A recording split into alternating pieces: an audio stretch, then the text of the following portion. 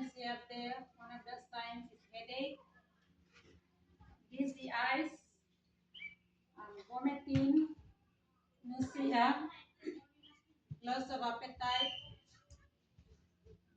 hot body,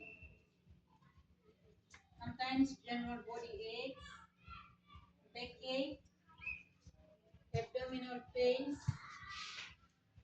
joint aches on the elbow, the knees.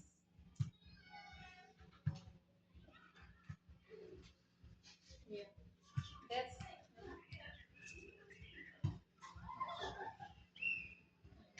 diarrhea and muscle aches. Okay, that's all we came up with.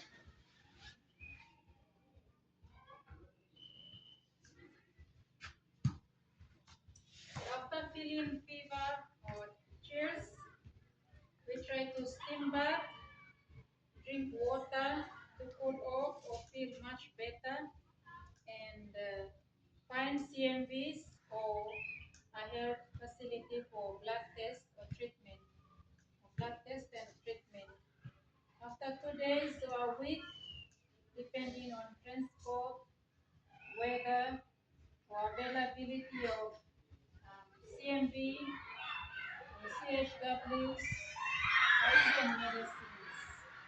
Sometimes we go to the airport, but there are no medicine. The health worker is there, but there is no medicine. So what, especially for people out in the remote areas, what they do, they resort to this, the herbs, the bush herbs that helps the body of fever before going to a health facility. If the patient is close to a health facility like here, it's straightforward, we just go to the hospital. But out in the remote areas where health facility is very far, then we resort to these the herbs.